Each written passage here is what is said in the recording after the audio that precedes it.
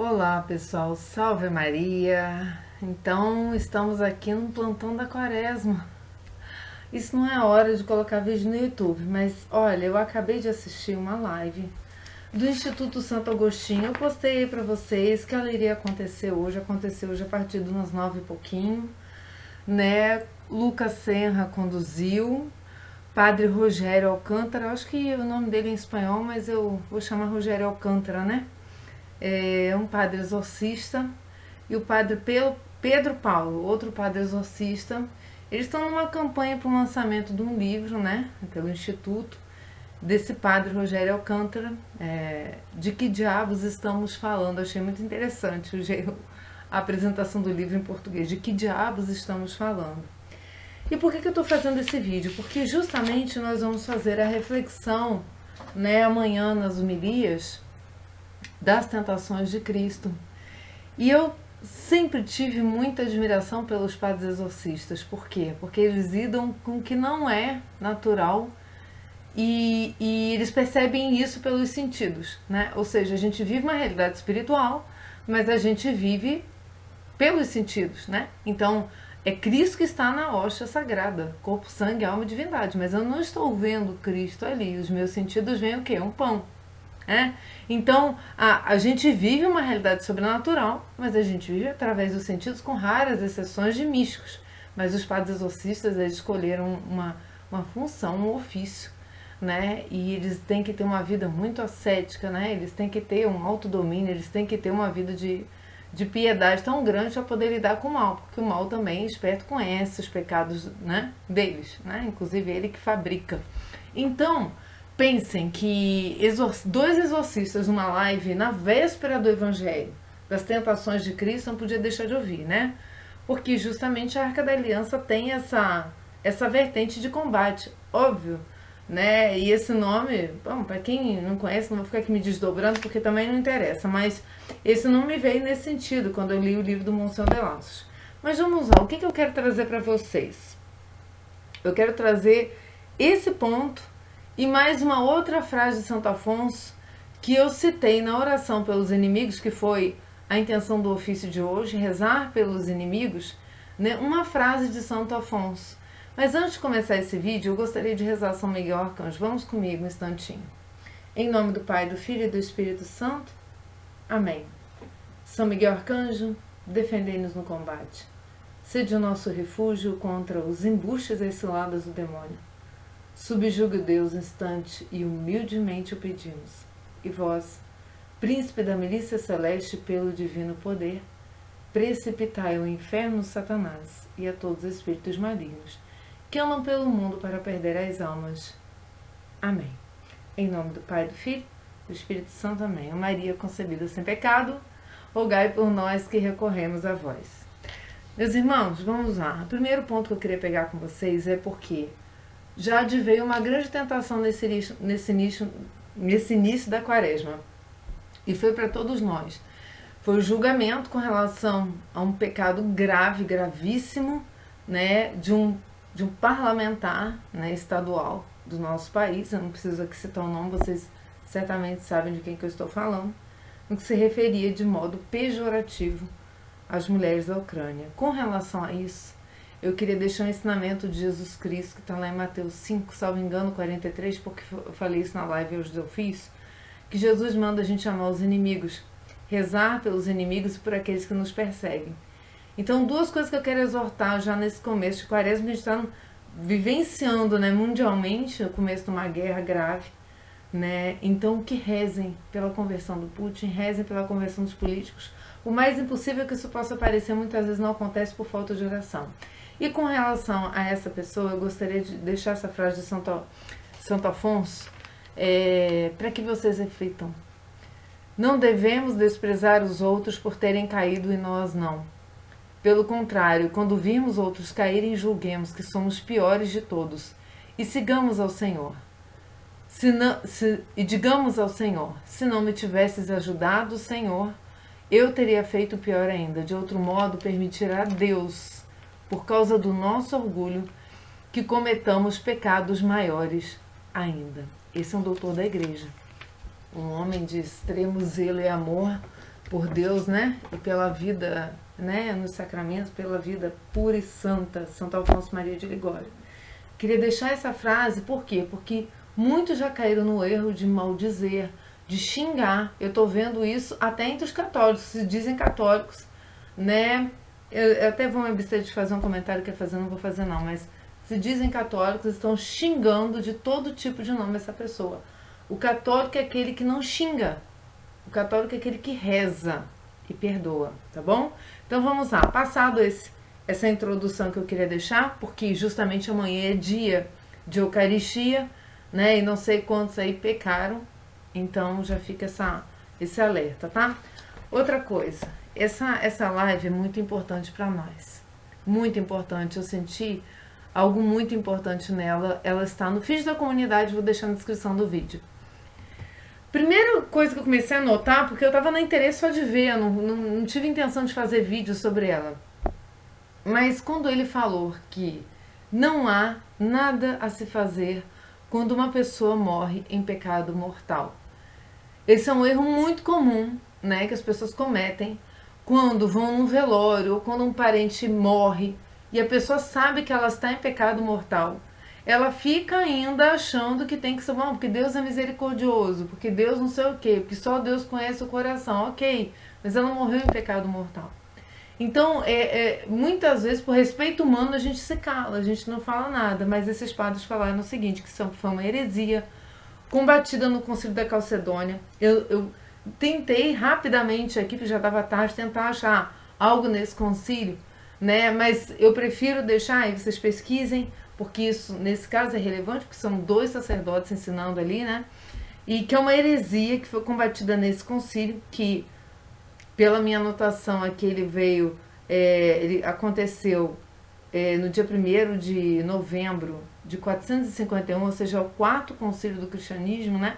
Lá em Constantinopla, em que se combateu, né, a heresia monofisista, de que Deus era só homem, não era só Deus, aquelas confusões todas, mas dentro desse concílio estava que as pessoas pregavam que poderia haver salvação para as almas condenadas ou a conversão dos anjos, né, que degringolaram, aquela terça parte que está no Apocalipse, né, demônio e seus anjos que caíram. Isso, para a igreja, é ponto definitivo, não existe conversão para o demônio e para os anjos que estão com ele, né? Então, gente, esse é o ensinamento do magistério da igreja. Não existe salvação para almas que morreram sem o sacramento, sem a confissão em pecado mortal, e é por isso que é importante essa época, a gente ter na quaresma o sentido da conversão da vida, o sentido da mudança de atitude, de mudança de parâmetro, de parar de passar pano para pecado grave, mortal, porque isso leva à morte. Então eu venho aqui como uma irmã exortar vocês nessa quaresma a deixar os pecados mortais. E eu encabeço a fila, óbvio. Todos nós devemos lutar para não cair em pecado mortal, porque a gente não sabe quando nossa vida tem fim. E os 2 foram enfáticos em dizer que não há nada que se possa fazer para uma pessoa que morre em pecado mortal. Ponto. Com relação às ações diabólicas na vida humana, são raras. E o padre, esse escritor desse livro, o padre Rogério de Alcântara, ele fala algo muito importante. Ele fala que o espiritismo é uma das coisas mais graves para a ação diabólica. É o que mais dá abertura, especialmente a Umbanda, para a ação diabólica na vida. Então, a maioria dos casos que vem para eles, né, é advinda do espiritismo, ocultismo, adivinhação. Por quê? Porque ele diz que o natural é conhecermos pelos sentidos. E não por adivinhações, por coisas que nos são ocultas aos sentidos. Justamente o pecado original, que o diabo falou, conhecereis o bem e o mal. As coisas que estavam ocultas a Adão e Eva, eles foram lá conhecer, querer conhecer. Então não devemos conhecer, e a máxima revelação para nós, transcendental, é Jesus Cristo. Ele resume tudo o que nós podemos entender da nossa vida, presente, passado, futuro, de revelação em Jesus Cristo. Isso ele foi enfático em dizer também. Por isso eu venho dizer isso para vocês. Por causa desse período de tentação. A quaresma é um período de tentação. Se tem um período no ano que é de tentação, é a quaresma. Não pense que vocês fazendo jejum e penitência, vocês vão ficar em brancas nuvens. Não, como eu disse, estão partindo pão. Todo mundo está sujeito a ser tentado na quaresma. Então combatam com o ofício da Imaculada Conceição, ou com a gente ao vivo, ou em casa, combatam com uma regra de orações diárias, sabe? Porque vocês estão criando uma prevenção. E esse outro ponto que esse padre disse. Mais importante que tratar o doente é prevenir. Mas ele falou que de todas as ações diabólicas, a pior é a tentação. E é por isso que é importante vigiar e orar, é por isso que Cristo dizia isso, é por isso que Pedro diz que o demônio é como um cão amarrado que fica em volta procurando a quem devorar, ou um leão amarrado que ruge, uma coisa assim, né? Procurando a quem devorar. Por quê? Porque ele fica jogando, ele sabe qual é o teu ponto fraco. Né? Então, esses padres, eles não fizeram nenhum tipo de sensacionalismo com relação à possessão diabólica. A ação diabólica tem várias, mas eles não fizeram nenhum tipo de sensacionalismo. Eles foram muito básicos, né? E agora vocês vão entender por quê. Então, essa questão do espiritismo, para quem acha que o espiritismo não tem problema nenhum, tem gravíssimos problemas. Aliás, o padre, desculpa que eu esqueci o nome dele, padre Pedro Paulo, disse o seguinte, que eles têm entre eles que o espiritismo é a antessala do manicômio. Existem muitos casos de pessoas que ficam desregradas mentalmente por conta do espiritismo, abaladas mentalmente mesmo, loucas, insanas por causa dessa prática do espiritismo. E há muitos católicos que acham que são católicos e praticam espiritismo ao mesmo tempo. Não. Eles precisam, segundo os padres, fazer um retorno, uma confissão sacramental, professar o credo, né? Porque eles estão saindo de uma ação diabólica, porque o espiritismo ou ele é charlatanismo ou ele é ação diabólica. Também eles explicaram isso na live. Você vê como é importante eu fazer um vídeo desse na hora que termina, mesmo que ele vai entrar tarde, porque eu tô lembrando de tudo que eles falaram. Amanhã eu já não sei, porque minha memória ela não funciona muito bem mesmo não, tanto que eu tive que anotar e algumas coisas estão vindo só agora. Mas preste atenção, é preciso o combate, é preciso você saber identificar qual é o terreno do inimigo. O terreno do inimigo é o terreno da necromancia, é o terreno do espiritismo, é o terreno do ocultismo, é o terreno da adivinhação, é o terreno do horóscopo. Ali ele age. É a área dele, é a área da coisa que está oculta, tá? Da coisa sobrenatural oculta que vai contra Deus. Então, né, ele disse que, repisão, esses casos de possessão vêm muito do lado do espiritismo, tá? Então, contra o demônio se resiste como? Firme na fé, né? E aí vem aquela citação de São Pedro que eu fiz para vocês. Então, a gente tem que estar combatendo como Jesus na palavra, na fé, na oração, na obediência, na humildade. O demônio quer que as pessoas permaneçam e morram em pecado mortal. Então, se você está em pecado mortal agora, saiba que você está dentro do projeto diabólico. Dói ouvir isso? Dói, mas é verdade. Porque, especialmente os cristãos, ele quer que saiam, que se desviem do caminho. Então, nesse momento, eles fizeram um outro parênteses, que é muito importante eles estarem fazendo essa live na véspera do evangelho que Cristo é tentado. Na verdade, Cristo sofre a tentação porque o demônio queria saber se ele era o Filho de Deus. Assim, Monsenhor de Lasso faz uma importante reflexão no livro dele. Né? Se és o Filho de Deus, né? Diz o Monsenhor de Lasso, né? Porque aí são vários tipos de entendimentos, eu já falei isso em outros vídeos, né? Que a ele não foi revelado o tempo inteiro que Jesus estava oculto, a vida oculta de Jesus lá com Maria e José, né? E que depois, quando houve um movimento da apresentação de Cristo à vida pública, ele foi levado pelo Espírito ao deserto, né? Para ser provado a verdade, e ali ele é tentado pelo demônio. Então, meus irmãos, preste atenção como essa live está casadinha, né? Uma live que tinha 20 e tantas pessoas, mas ela está casadinha com o Evangelho. Eu acho muito importante que vocês ouçam ela, justamente porque são 2 sacerdotes. Vocês já sabem o que eu penso dos sacerdotes, né? Então, o que o demônio faz é repetir o que ele fez com Cristo. O que ele fez com Cristo no deserto? Ele tentou frustrar a salvação humana. Agora ele vem para o homem, já que Cristo, ele não conseguiu isso com Cristo. Ele volta, né? Ele diz que volta depois, né? O Evangelho diz isso, ele volta no tempo oportuno. Qual é o tempo oportuno? É o medo que Cristo passa, né? A dor humana, porque ele é o homem ali, né? O homem e Deus, mas ele ali está sentindo na pele a aflição humana, lá no Getsemane, pedindo para Deus afastar dele o cálice. Mas Cristo semeando ainda diz assim, no mesmo momento ele diz, porque Cristo não está sujeito ao pecado, óbvio, né? Diz, afasta de mim, mas não seja feita a minha vontade, mas a tua. Aí vem a obediência. Meus irmãos, não se enganem, é pela obediência que a gente se salva. Então, também não se engane, se o demônio fez isso com Cristo, vai fazer o tempo inteiro com vocês. Foi por isso que Cristo deixou transparecer isso nos evangelhos, para que a gente ficasse alerta para o que ia acontecer com a gente, tá? Então ele diz, esse padre que escreveu o livro, eu toda hora vou ficar voltando pra vocês verem como eu sou ótima de memória, Padre Rogério, ele diz que são 3 os remédios para a ação demoníaca. Primeiro, óbvio, claro, evidente, sacramentos, vida nos sacramentos.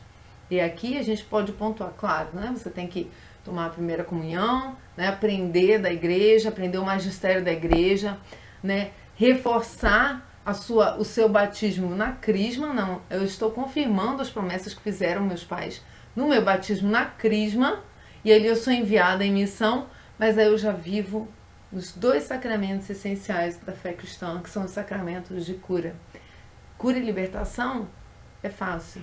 Eucaristia e reconciliação, confissão dos pecados, com o sacerdote. É ir no sacerdote, que é um outro Cristo, que dá a bênção e a absolvição dos pecados em nome de Cristo da igreja.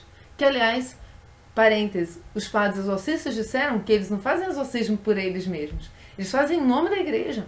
Então, olha só, se eles fazem em nome da igreja e a igreja é o corpo místico de Cristo, óbvio que Cristo está lá, óbvio que pela autoridade de Cristo que ele expulsa, mas nós, estando sãos, fazemos parte dessa força que expulsa o demônio. Então a gente expulsa o demônio pelos sacramentos, tanto da nossa vida quanto da vida da igreja. A gente precisa ter essa ideia de unidade, coletividade, que muitas vezes o cristão não tem. Ele acha que ele faz o cercadinho da vida dele, porque, né, a igreja não é tudo isso, não, porque fulano na igreja. Não, gente, é preciso estar unido na igreja para ser forte, para ser santo. Não tem vida em Cristo sem estar na igreja. Entende? Então vamos lá. Obras de caridade, além dos sacramentos, que justamente isso que está prescrito nesse tempo. Olha só, que interessante. E essa vida, né, as obras de asceticismo, que ele chama, que é o domínio de si. É a busca de uma vida em que a gente consiga direcionar toda a nossa vontade, todo o nosso ser à vontade de Deus. O santo é aquele que configurou sua vontade à vontade de Deus. Aí uma ótima leitura também, mais uma, tratado da conformidade com a vontade de Deus, né? Santo Afonso Maria de Ligório de novo, né? Então, vamos lá, sacramento, obra de caridade e asceticismo. São os 3 combates do demônio, tá? Então, não há neutralidade na vida espiritual. Foi outro ponto que eles tocaram. É preciso lutar. Para lutar, é preciso conhecer. Padre Paulo, ele é mestre em falar isso. Ele repete muito isso nos cursos dele e diz assim, olha, se você não está preocupado com a sua salvação, fica tranquilo. Você está na ladeira, é só deixar na banguela que o carro vai descer. Então, a subida é íngreme. A gente precisa ter essa vida ascética, essa vida nos sacramentos, porque é cansativo subir. E a gente precisa estar alimentado e forte. Então, tudo tem uma figuração física, mas é tudo espiritual. Presta atenção, por quê? Porque se eu não estou com Deus, né, se eu não junto com Cristo, eu estou o quê? Estou espalhando. Então, não há neutralidade na vida espiritual. Então, eu quero que vocês reflitam nisso também. Porque se você está neutro na sua vida espiritual, se você não está se importando com nada, aonde você está?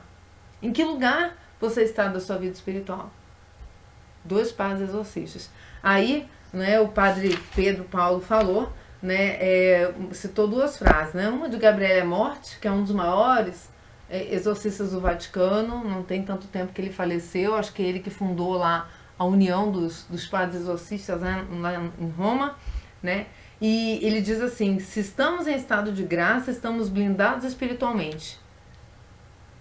Que animal verdade que é essa?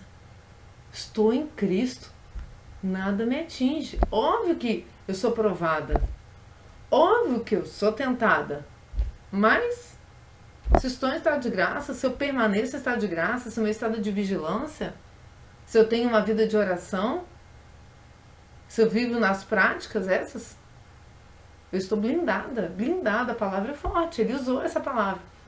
exorcista que lida com o demônio no seu ofício. Estuda o demônio. Então, blindagem, tá? Outra de São João Maria Vianney. O demônio só tenta pessoas que buscam sair do pecado ou vivem em estado de graça. Então, o demônio, ele vai tentar todos nós, se nós temos uma vida que está em busca de sair de um pecado mortal, pode ser que esteja enfrentando alguma dificuldade, o demônio vai te puxar para baixo com todas as forças. Muito mais força que no estado de graça, porque no estado de graça, você mesmo se sente bem no estado de graça, você luta para não sair do estado de graça. Já em pecado mortal, ou pecado, aqueles pecados veniais constantes também, é fácil de você ter uma instabilidade espiritual. Por quê?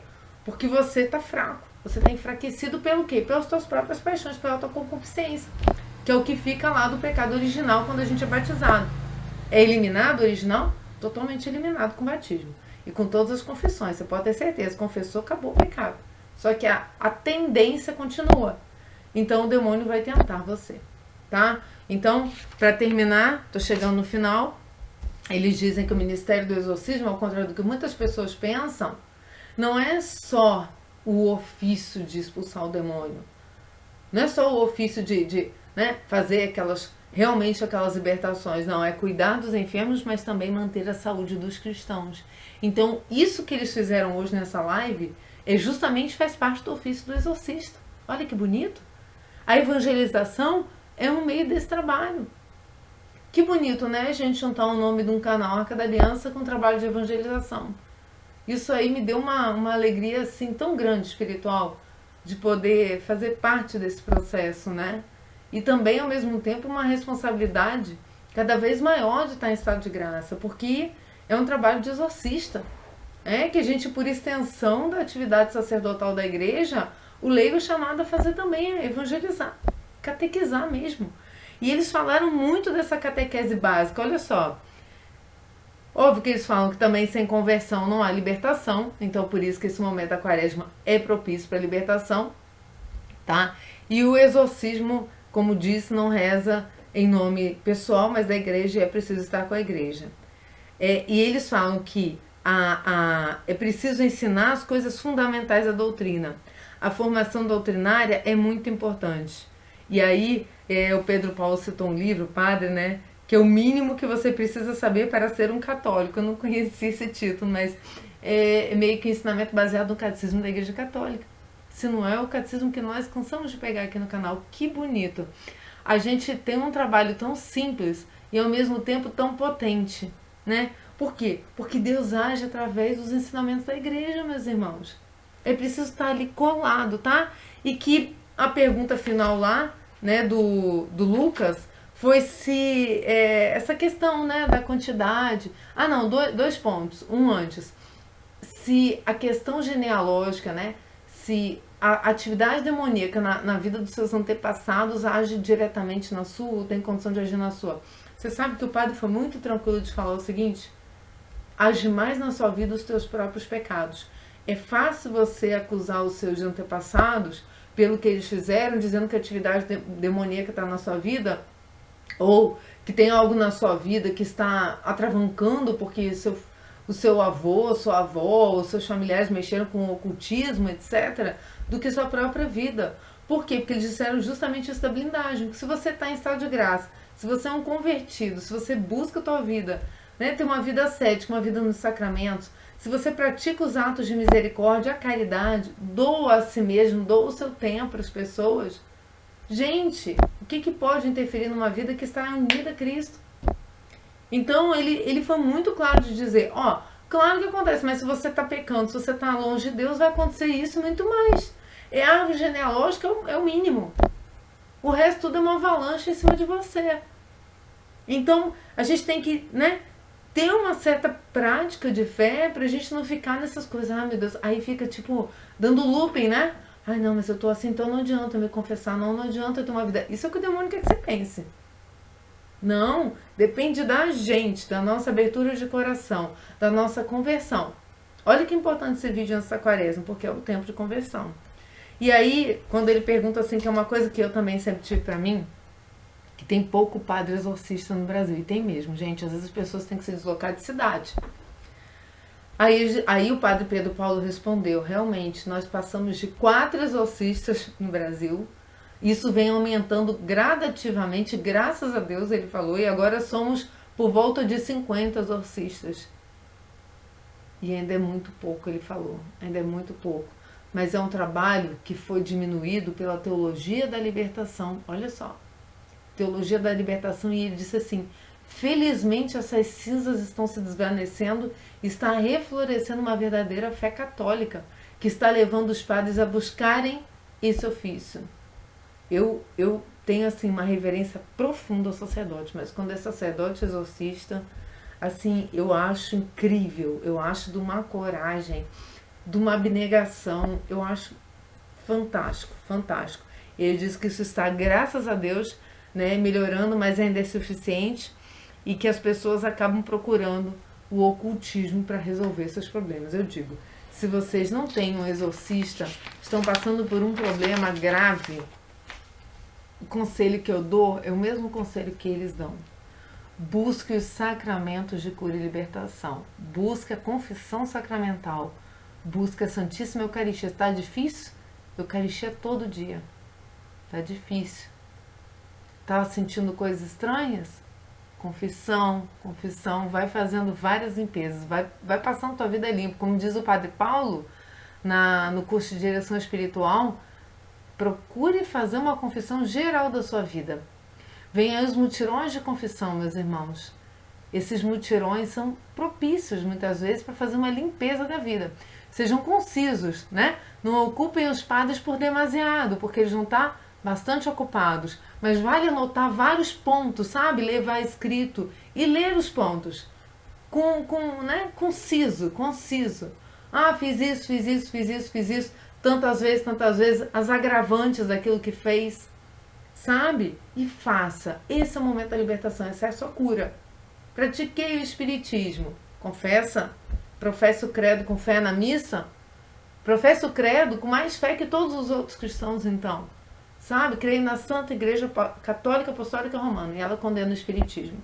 Então eu queria deixar esse vídeo para vocês e queria encerrar com uma citação que o padre Pedro Paulo encerrou também. E eu só estou passando para vocês tudo que eu recebi hoje. Diz lá no Evangelho de São João, que é um evangelho belíssimo disso, né? Fala bastante sobre isso, né? E ele vai dizer, Jesus vai dizer que ele está falando que ele é a porta das ovelhas, e todos quanto vieram antes são ladrões e assaltantes, etc. Ele diz, eu sou a porta. Eu sou a porta. Quer libertação? Passe pela porta, passe por ele. Mas fiquem atentos, o ladrão vem só para roubar, matar e destruir. Eu vim para que tenham vida e a tenham em abundância. Meus irmãos, tenham um santo primeiro domingo de Quaresma. Hoje foi o primeiro sábado do mês. Todo o primeiro sábado do mês é dedicado a Maria concebida sem pecado, a Imaculada Conceição. Então, eu com essa imagem, com essa blusa, que foi a blusa da minha oração do ofício hoje, peço a Maria que dê a todos vocês que estão vendo esse vídeo uma verdadeira conversão, sabe? Se convertam, acreditem em Jesus Cristo, Ele está fazendo todo o caminho de volta para o Pai. Sigam atrás dele com fé, se confessem e vivam uma vida estado de graça e assim se blindem, tá? Então, vamos rezar uma Ave Maria para terminar esse vídeo tão importante, que realmente esse combate seja eficaz nessa quaresma. Ave Maria, cheia de graça, o Senhor é convosco. Bendita sois vós entre as mulheres. Bendito o fruto do vosso ventre, Jesus. Santa Maria, Mãe de Deus, rogai por nós, pecadores, agora e na hora de nossa morte. Amém. Ó Maria, concebida sem pecado, rogai por nós que recorremos a vós. Em nome do Pai, do Filho, do Espírito Santo. Amém. Salve Maria. Até a próxima.